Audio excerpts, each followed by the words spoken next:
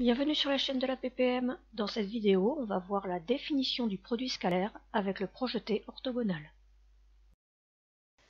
Donc tout d'abord, on rappelle la définition qu'on avait trouvée, soit AB et AC deux vecteurs. Le produit scalaire de AB et AC, c'est le nombre réel noté AB.AC, tel que AB scalaire AC est égal à la norme de AB fois la norme de AC fois le cosinus de l'angle BAC. Donc ça c'est bien dans un cas géométrique, mais si jamais on ne connaît pas l'angle, qu'est-ce qu'on va pouvoir faire pour pouvoir quand même calculer le produit scalaire? L'astuce, c'est de se souvenir de l'introduction, de l'explication sur le travail d'une force. Je vous remontre l'activité qu'on avait faite. On avait un petit chariot qui se déplaçait d'un point A jusqu'à un point B, donc le vecteur AB c'était le vecteur déplacement. Et puis on appliquait à ce chariot une force, par exemple en tirant par le biais d'une corde. Et cette force ici est représentée en bleu, c'est le vecteur AC.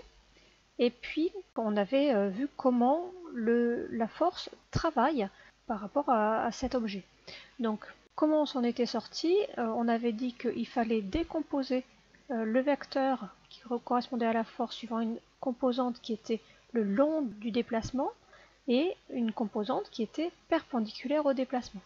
Donc ça nous permet de trouver un point H qui va nous permettre de connaître quelle est la partie de la force qui travaille. Ici, c'est la partie verte, la partie qui est représentée par le vecteur AH. C'est la partie de la force qui travaille dans ce cas précis.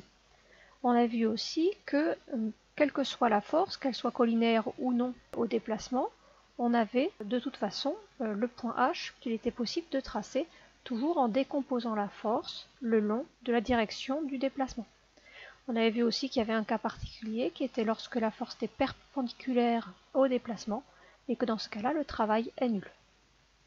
Donc c'est comme ça qu'on va s'en sortir dans le cadre d'un problème dans lequel on ne connaît pas l'angle. On va décomposer un des deux vecteurs suivant une composante collinéaire à l'autre. Donc ici par exemple, le plus simple ça va être de décomposer AC. Pourquoi? Parce que AB il est le long du quadrillage, un carreau va faire une unité, et donc on va décomposer le vecteur AC en deux composantes, une première composante qui va être le long de AB, et une deuxième composante qui va lui être perpendiculaire. Donc ici, cela me permet de trouver le fameux point H comme dans l'activité à l'instant. Pour le trouver, il a fallu que je projette orthogonalement le point C sur la droite AB. Et à partir de là, je peux dire que AB scalaire AC est égal à AB scalaire AH. Et ça me simplifie énormément les choses puisqu'ils sont collinéaires et de même sens. Donc il me suffit de faire la longueur de AB fois la longueur de AH. La longueur de AB ici est de 9 fois la longueur de AH, 6. Je peux rajouter fois 1 pour montrer qu'ils étaient collinaires et de même sens. Ainsi, ça me fait 54 et ça me donne le produit scalaire de AB et de AC sans avoir eu besoin de connaître l'angle entre AB et AC. À vous de jouer maintenant, toujours en partant du principe qu'un carreau fait une unité, de donner les produits scalaires des trois cas présentés ici. Je vous propose de mettre la vidéo en pause et puis dès que vous avez fini votre recherche, vous remettez la vidéo en route. C'est à ce moment-là que vous aurez la réponse.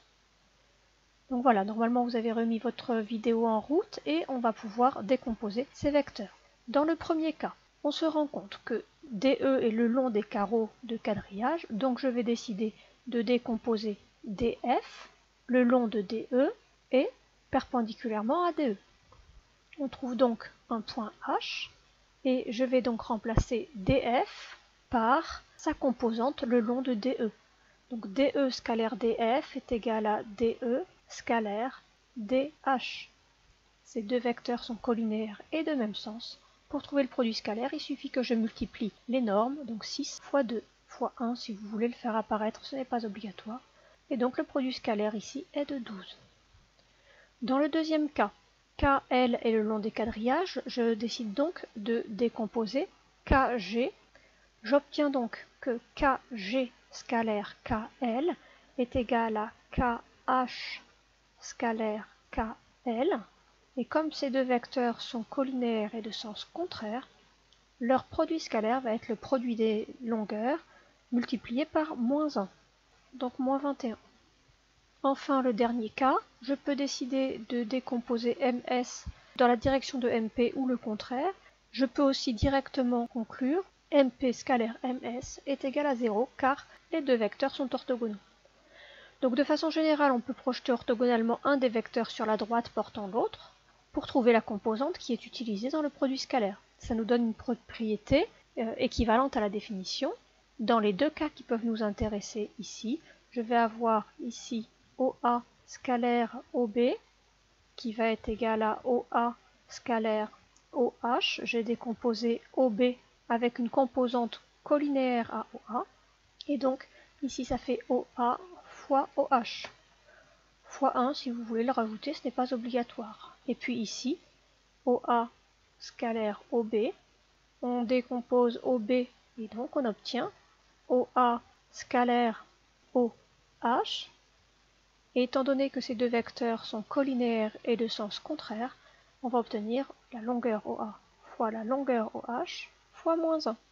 Donc on retrouve bien ce qui a été proposé dans le cours à cet endroit-là. Si cette vidéo vous a plu, vous pouvez vous abonner, mettre un pouce bleu et mettre un commentaire sous la vidéo. A bientôt sur la chaîne de la PPM.